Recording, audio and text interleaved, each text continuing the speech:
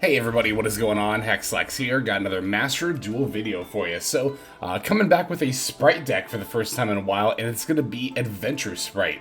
I did definitely want to get back into this archetype, not only because it is my favorite archetype out there, Spright in general, not just this particular variant, but we do actually have some new support for the Spright decks, and that is going to be EMP Meow Mine.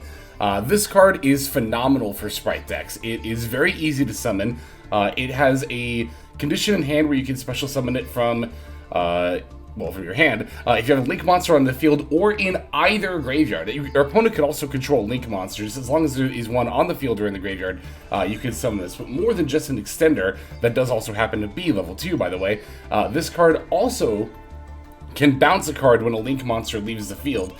Very easy to accomplish with the effect of IP Masquerade. It's almost like the cards were meant to work together or something, but this is a very neat addition to the deck. I only have one copy here. However, I was also thinking of putting together a Twin Spright list that features a couple copies of this card. So that'll probably be coming out fairly shortly if I had to guess. I haven't actually played like the games with it yet, but I do plan on playing it soon here. So as far as Adventure Spright goes, I will definitely say that this is not the optimal, way to play Spright. I think that Twin Spright does end up being the best Spright variant. I think that's pretty much been the case since Nimble Beaver was limited. However, I think that Adventure Spright does have its own unique advantages. Of course, again, the Adventure engine is always pretty good, with the ability to negate and also bounce stuff, which is actually pretty relevant in this format where you don't want a lot of cards to be going into the graveyard. Also, we do get to play a little Speed Raid package with the Terratops for Cherubini. Terratop plus literally any monster. It doesn't even need to be a level 2 monster. Terratop plus anything you can normal summon is a full Adventure Spright inboard. So even though it's really easy to look at a list like this and think this deck is trash, right? How could this deck possibly be good? It's playing so many random mishmash cards. It's a Spright deck, but you barely get to play any Spright stuff.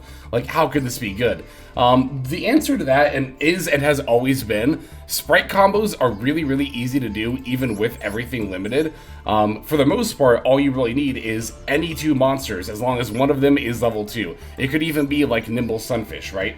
But as long as you can let's say you special Speed Raid Terratop and it gets impermed, you can normal summon Sunfish, and then boom, that's a full Spright combo, because you can go into Sprint, dump the other Angler, summon 2 more Nimbles. Now you got multiple level 2 monsters, or even if you don't have access to Sprint or the Nimble engine, you can go level 2 plus any monster into Elf, bring back the 2, overlay into Gigantic summon Blue, and boom, you're off to the races. So that said, I do think that Spright could very much use some unlimits. There's been a lot of talk, as there always is, but especially lately with SP Little Knight coming out, around Spright Elf. I've said it before and I've said it again, Elf is not too powerful to be banned.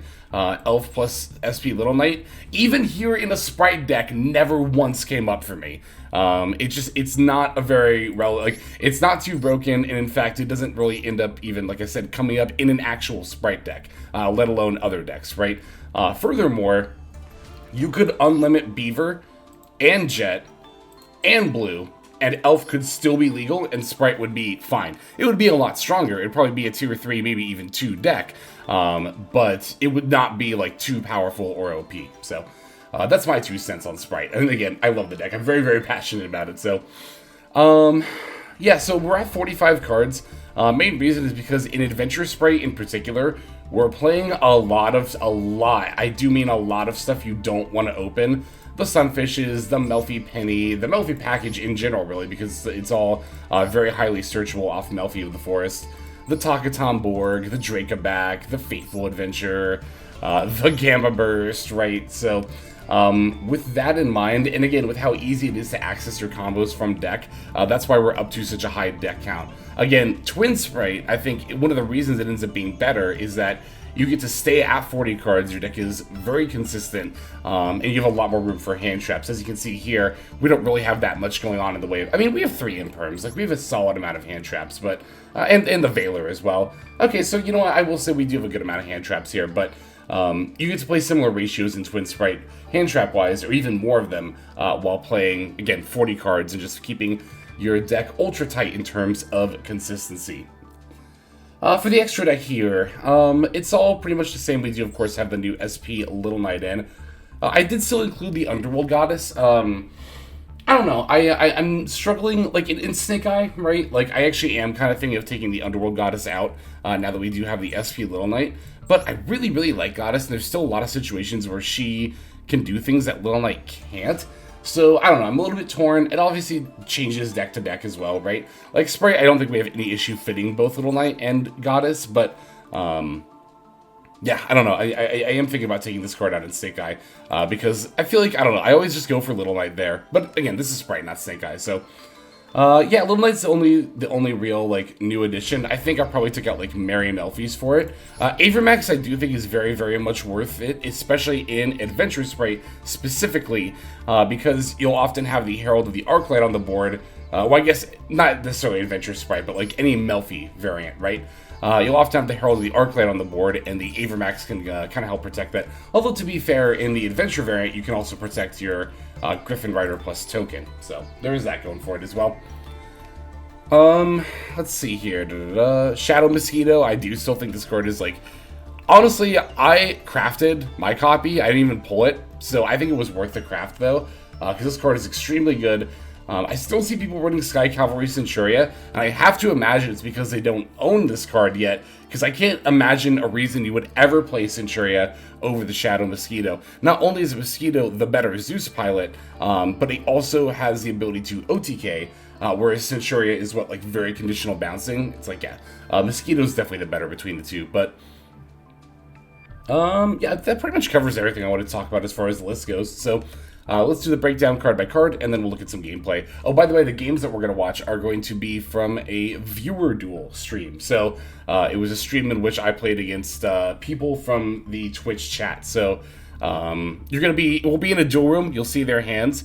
And if you're interested in getting on something like that, definitely feel free to check out the description below, where I have a link to not only my Twitch, but also my Twitter, where I post my stream schedule. So, anyway, let's start this breakdown here. We are on 1 Veiler, 2 Nimble Sunfish, 3 Maxi, 2 Nimble Angler, 1 Nimble Beaver, 1 Melfi Caddy, 2 Spright Blue, 1 Spright Jet, 2 Spright Red, 2 Spright Carrot, 1 Melfi Penny, 1 EMP Meow Mine, 3 Speed Roid Terratop, 1 Speed Roid Takaton Borg, 3 Ash Blossom and Joy Spring, 2 Water Enchantress of the Temple, 1 Wandering Griffin Rider, 1 Nibiru the Primal Being, 1 Foolish Burial, 2 Rite of Armseer, 1 Dracoback the Rideable Dragon, 1 Faithful Adventure, 2 Called by the Grave, 1 Cross-Eyed Designator, 2 Spright Starter, 1 Spright Gamma Burst, 1 Spright Smashers, then 3 Infinite Permanents, and that's going to be our main deck. For the extra, we're on 1 Herald of the Arclight, 1 Melfi of the Forest, 2 Gigantic Spright, 1 number 2 Ninja Shadow Mosquito, 1 Downward Magician, 1 Divine Arsenal Ah Zeus Sky Thunder, 1 Cherubini Ebon Angel of the Burning Abyss, 1 IP Masquerena, 2 Spright Elf, 1 Spright Sprind, 1 SP Little Knight, 1 Mech Knight Crusadia Avermax, and then 1 Underworld Goddess of the Closed World. There's our list. Let's see some duels. Alright, our first game is going to be against Examine94, who was on Snake Eye. So yeah, whenever I set up duel rooms, I don't really have any restrictions. I know some people are like, no meta decks, but I just let them, like, you know, bring whatever. Because usually when I do duel rooms, I want to test a deck, and just see how well it does against the meta, so... Alright, we're going to lead here, taking the first turn. We open some adventure stuff, a blue and a carrot, so pretty typical opening hand that we got going on here. Going to lead with the adventure stuff, of course. Going to start with the token and establishing the Griffin Rider. That way we can insulate the rest of our plays with an Omni Negate if need be. The other nice thing about Spright is that it plays through a lot of negates. Like, as you can see here, Examine's going to throw out the Veiler against the blue, and that's, like, totally fine. Honestly, I'm not really upset about that getting negated at all. And, in fact, I'm just going to let it go. Water Enchantress, I have an extra one in hand, and that's going to get summoned here. Can link it off for the Sprind. Especially in Spright, when you open so many extenders, then it truly doesn't matter if they have, like, a Veiler or an Imperm. And that can even be the case for the Gigantic as well. Like, if I started off by going for Gigantic, and that would have gotten Veiler, I could have just summoned the Enchantress and then gone into either Elf or Sprind and just continued my plays by summoning out more level 2s. Probably would have gone for Elf, though, because one very important thing to note about comboing with Spright is that you want to you want Elf to be in the EMZ. And Sprind is like Elf, that it can be used as a link material the turn it's summoned. So if you put Sprind in the EMZ on turn 1, you won't be able to get Elf there, and Elf won't be giving anything target protection. So just make sure that you're mindful of that. If you make Sprind first, you can overlay it into Gigantic to get it out of the EMZ. But again, just something you need to keep in mind pretty much at all times when comboing with Spright. But yeah, here it is. I mean, this is, again, extremely typical turn 1 inboard for an uninterrupted, or I guess not even uninterrupted, because we did play through a Veiler here, but just for a turn 1 combo line for this deck, right? We got the Elf, we got the IP, we did summon the Melfi of the Forest there. We ended up using it as a link material, so we have the Caddy as well, either red or carrot for the negates, and then of course we are on the adventure package, so we have that set up here as well. You also don't ever really have any issue with space if you have the adventure engine up. Very occasionally, we might see a game like this. You might have to summon Gigantic to the EMZ and then link it off for Elf, but yeah, you shouldn't have any issues with space here. So, alright, what was the negate used there? I actually missed that. It was, okay, Ash Blossom negating the Melfi Caddy. That's fine. I don't really feel the need to use either Red or Griffin Rider here. It's true that Herald of Arclight would be very good, but I could also just use these disrupts and the IP as well to stop the actual plays, right? So, yeah, Bonfire is activating, going for the Snake Eye Ash here. They threatened to go to battle phase, that's why I'm using IP Masquerader now, but in this deck it's nice if they threaten to go to battle phase, we can just summon Avermax, and Avermax says you can only battle with it, right? So, that's again why I was saying Avermax is so good with Herald of the Arclight, and again, a lot of the times it's just the adventure package as well as like Spright Red and stuff. So, here I'm going to use Red to negate Hita, and it's nice that we're sacking off the Caddy because we won't destroy it, and that way won't proc the effect to add a fire monster. That would have been bad. They could have added Poplar and then specialed. So, I can just use Dracoback to bounce, I'll switch everything to attack mode, and we'll just swing in for lethal here. It is actually important to swing with the Griffin Rider first, in case you need to bounce it to negate something later. You don't want to, like, miss out on an attack in that way, right? So, okay. Again, this is a pretty typical, you know, Spright goes first kind of game right there. And GG's to Examine, of course, as well. Thank you for showing up to the viewer duels, and, of course, everyone else, too. Let's take a look at the next game. Alright, this game is going to be against Hunos, who brought Naturia Runic. I, of course, have been on the Naturia Horus deck lately. But, yeah, it's funny. I was saying that on yesterday's stream. Well, yesterday, the day I'm recording this. Actually, I think that's yesterday, the day this is going out. So, yeah, this is going out later today. So, it's like I was saying in yesterday's stream, you know. I feel like Runic is always paired with something that people just generally find unfun. So here I will use the Ash Blossom on the Hugin, try to keep them off of the Runic package if possible. Looking at their hand here, we can see that they do have pretty much all Naturia stuff. So when it comes to Naturia Runic, like, I find the deck to be much less threatening when it only has access to one of its two engines, and again, here I'm going to try to keep them off of the Runic stuff, so that way they're not cycling a whole bunch of advantage. They do get to go for the Tri-Edge Master to draw a card here. It's going to land them a Foolish Good, sending another tree. Tree F is not once per turn to search, so getting to search another Naturia Blessing here. This is going to be rather difficult. We do have the Sunflower to play through, on top of the fact that we are also going to have to play through a Baron de Fleur as well. Setting the Blessing,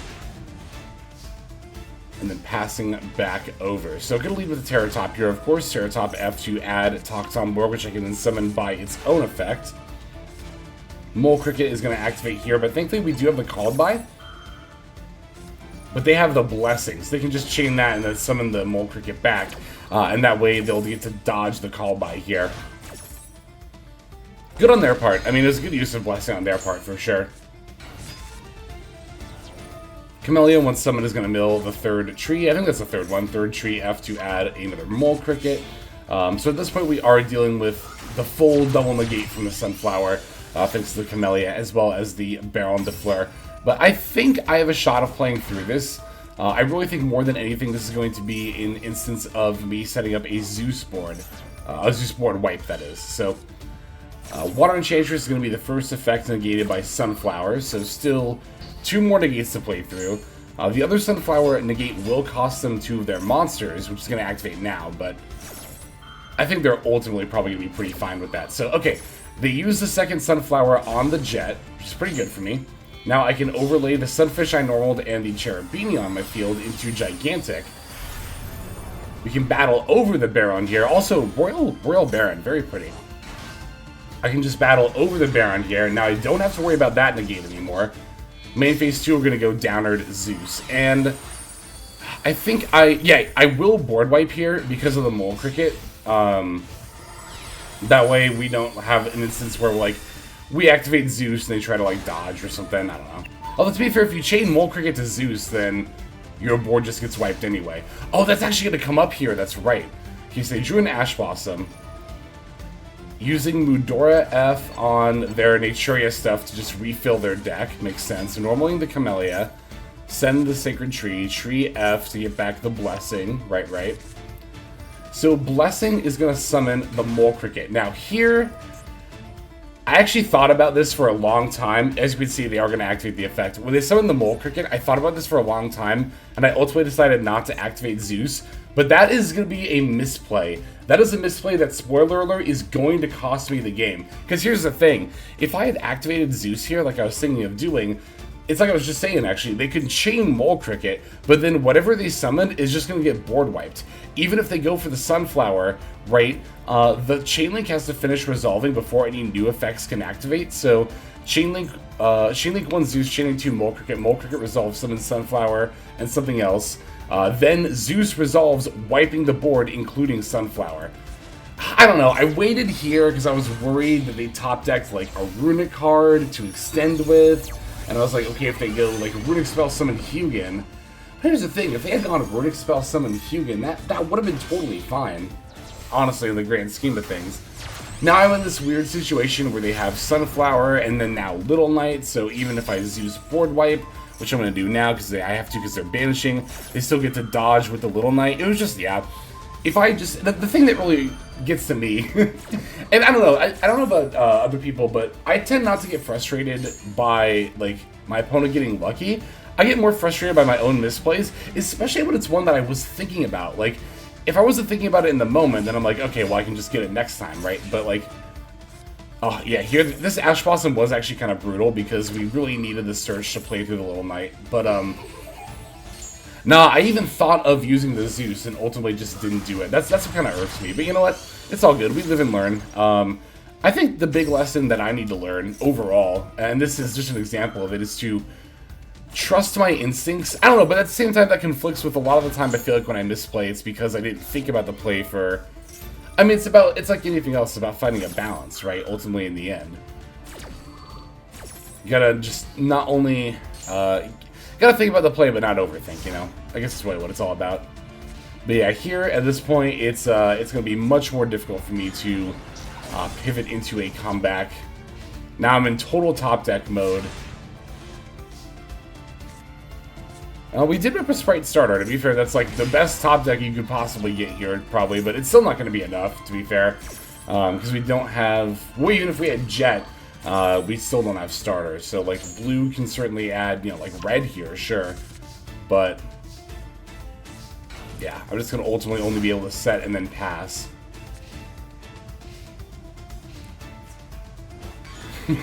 Also, I've never seen a Runic deck with so many battle phases, right?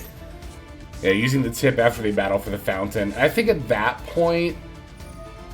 Yeah, at the point when Fountain was established, I'm like, okay, I truly can't win anymore. Not only am I out of resources, but now they get to establish the resource loop there. So, GG's, who knows? Thank you very much for the duel there. It's nice, though, even when you do lose by your own misplay. Again, I do actually feel better in the long run because I feel like I can catch stuff like that more often. I guess knowing when to hedge, really. I hedged and not activating Zeus there, but I should have just weighed the pros and the cons a little bit more. Anyway, we do still have a couple more games to see, so let's go straight into the next one. Alright, our next opponent is going to be Ghost Rider, who is on Snake Eye Spiral. Spyro is a pretty cool deck, not one that I see on ladder, or really in general too often, or in tournaments for that matter. So we're going to be taking the second turn against Spyro as well. We did open a couple pretty good hand traps here. I'm going to use the first Ash Blossom, or the Ash Blossom rather, on the first search. Because I gotta be honest with y'all, and I think a lot of people can relate to this, I don't know when the hell to Ash Blossom Spyro. I don't even know if there is a point where Ash Blossom by itself can completely stop Spyro. So my thought process is, you know what? I will Ash the first search and make them have plays with the rest of their hand. You know? Kind of my thought process there. So they do end up having more plays in hand with the DML. However, we did resolve a Maxi, and as you can see here, Ghost Rider is in fact taking the Maxi challenge. Which for a deck like Spiral might not actually be the worst idea in the world. Like, they've definitely summoned 5 times by this point. Like, they are within nib range. However, they get to establish the Flamberge relatively early, and they'll also get to establish an Appaloosa relatively early as well. Also, putting my Maxi into the Spell Trap zone, very, very smart. That's going to turn off Imperm. So, yep, here they're going for Celine. This is kind of the same line that Snake Eye does sometimes, where they make a turn 1 Appaloosa. It's not something I do a lot, but it's a line I need to be doing more often, I think. I've gotten sloppy with Snake Eye, I won't lie. Since the Challenger Cup ended, I obviously am not playing it as often, and, yeah, I don't know, I've gotten a little bit sloppy with the deck. So here they get to use Celine to bring back the Spiral Master Plan, and this is what's going to allow them to access their Spiral engine again. Okay, yep, here's Celine and Master Plan making the Appaloosa. Now, funnily enough, I do actually still have a way, even with the Maxi and my Spell Trap, to out this board. I just have to draw both Valor and Nib. The problem is, those are both 1-ofs, and I'm on a 45 card deck. Also, I'm wondering if Ghost Rider is trying to deck me out, because we're going to get kind of close. I think they might have made a comment. I think they said something about, like, oh, I didn't realize you were on 45. I think maybe they were actually trying to deck me out here. But I think I end on 8 cards left in deck when all is said and done. We'll see, we'll see. Okay, here's the Gear Drone. Oh, Spiral. Spiral and its lack of once per turns. At a point in Yu-Gi-Oh! When Konami knew that they needed to have once per turns.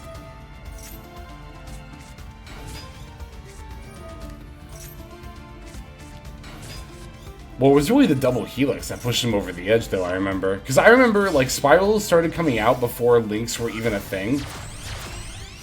And the deck was just not particularly great. And then they announced double Helix, and it's like, oh, okay.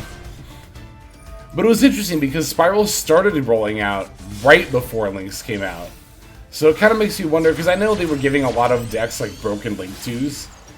As like an apology for Master Rule 4. Okay, here's the other negate, Tri-Brigade Wizard, right? So if this card has 3 monsters co-links to it, it is an Omni negate. So not only do I need to get Valor plus Nib, I need to get them before they can co-link the Tri-Brigade Wizard. Okay, there's the Valor. We just drew that off the Maxi, right? So I'm still just waiting for the Nib at this point. But yeah, no, I was just talking about Master Rule 4, Konami giving a bunch of decks of broken Link 2s, C Vert Anaconda, C Halki Fibrax, a lot of good Link 2s, you know, were a result of that era. Ooh, I forgot they made Firewall Dragon Singularity, which is pretty cool. Alright, Master Plan coming back. Still not a Nibiru in sight. Still not a Nib in sight. Ooh, the Recital Starling added, Slower Swallow. I love this card. This card is good art. This is like one of my favorite card arts. I think it's very good. Okay, there's the Barricade Borg, and then Double Helix coming back. Still no Nib. We have 13 cards left in our deck at this point. Quick Fix and Romulus getting linked off for the Nightmare Unicorn, that's right. And then they're going to bring back the Tri-Brigade Wizard, yep, right now with the Singularity. And at this point, now Valor plus Nib no longer does it, because now they have 2 negates. So here you might be wondering why they summoned like the Nightmare Phoenix. I think they were trying, again, to summon as much as possible, which is what I think they meant by saying, oh, I didn't realize you were on 45 cards. So they're going to get us down to 7. To be fair, though, if we were on 40, we'd still have 2 cards left in deck. Yep, no Nib, but we did still have Togtomborg in the deck, funnily enough, as well as Melfi Penny, Nimble Sunfish. We actually have a lot of stuff in the deck that we still want in there. Like, we can activate the Angler effect. It's only going to summon 1 body, but that will end up eating the one of the Appaloosa negates here. So, as far as what all we have to play through, there's 2 Appaloosa negates. The Spiral Sleeper has a double pop. Singularity has a double bounce. Tri-brigade Wizard has an Omni. But, I mean, we have enough cards in hand to do it, right? So, also, definitely like the Meow Mine in the graveyard because that means we have a potential bounce. I believe Meow Mine is during either player's turn. I don't think it has to be just your opponent's, right? Yeah, it's just if a Link 2 monster you control is sent to the graveyard or banished face up. Alright, so they're going to use their Apo Negate on the Griffin Rider. So now all they have, because they've already used Sleeper, all they have is the double bounce from Singularity. And I get to, now I get to, with the Draco back, threaten that immediately and force them to use it. So they use that on the token and the Takatom. And that can just normal Beaver, special blue, and they just concede at that point. So, GG's Ghost Rider. That did really scare me, honestly. Like, I was like, surely I'll be able to draw Valor and Nib before they can do a full board. And then I actually didn't, but we did have enough gas in hand. I will say, there are a lot of decks where that would have worked. Like Pearly, for example. If you take the Maxi challenge against Pearly to that degree where you only leave them with 2 cards left in deck, there's kind of nothing they can really do because the quick play spells all summon from deck and they'll have all their cats in their hand, right? So, yeah, and also My Friend won't work. There's a lot of aspects of Pearly that really shut down if you force them to draw that many. So, taking the Maxi challenge is not always a bad thing. Here it worked out for us, but it could have very easily gone the other way. Anyway, we have one more game to see, so let's finish off with that one. Alright, our last game is against Skios, who very generously allowed the viewer duels to even really be a thing. So the way that I do viewer duels on my streams, I have it set as a new sub goal. That if we reach 10 new subscribers in a stream, we'll either, if it's early enough, I switch the current stream to viewer duels, but if it's a little bit later, I make the next stream viewer duels. And Ski very generously donated 5 gift subs, and I'm talking like I'm on Twitch right now, but I just gotta give him a thanks for being so generous and allowing us to do some viewer duels here. Very, very kind.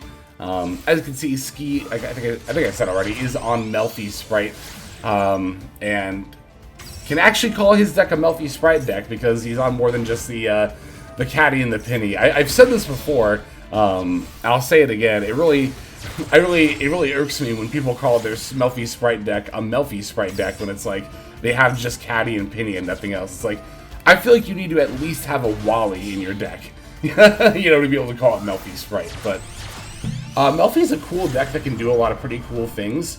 There's like a combo line where you use the Hop Ear Squadron with a bunch of your 2s, right?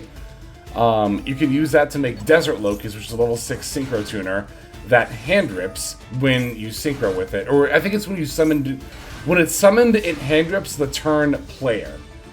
So you can go Hop Ear into the Desert Locust to hand rip your opponent, into Excel Stardust to quick make a 10 during their turn. It's pretty cool, but yeah, unfortunately for Ski here, we just kind of opened the nuts. So this is a situation where I did prefer Goddess to SP here, actually, to get the Melfi Puppy off the field. That way it couldn't activate its effect, right?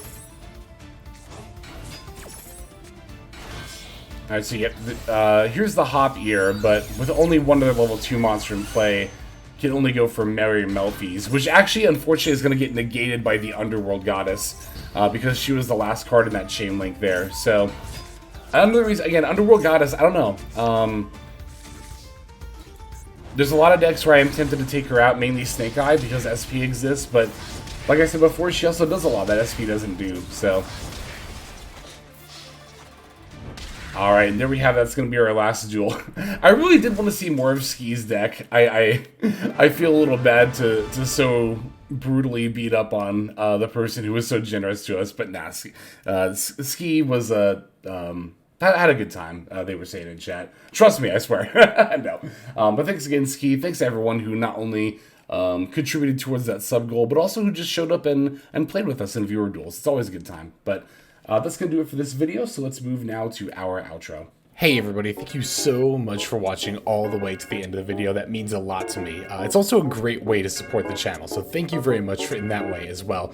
If you're interested in supporting the channel in other ways, like the very special patrons that I am thanking here, you can do so by checking out some of the links in the description. One of those goes to the Patreon, where you can join these fine folk and support the channel that way. I do post daily content over on Patreon, so you do get something for supporting there. And if you're interested, I also have a coaching tier option as well. Details again will be on Patreon in the link below. Also in the description linked below is my Twitch page where I stream a few times a week. You can go ahead and check that out, follow or subscribe over there if you ever want to catch me live. You'll also find my second YouTube channel if you feel like subscribing over there to watch some of the Twitch VODs as well as some additional non-Yu-Gi-Oh related content that I make over there. Again, any of those links you want to check out is all a great way of supporting. But again, even if you don't do that, just watching was also a fantastic way to support. And once again, I have to thank you so very much. But in any case, this is Hexlex. I'm going to be signing out, and I'm hoping you have a fantastic day.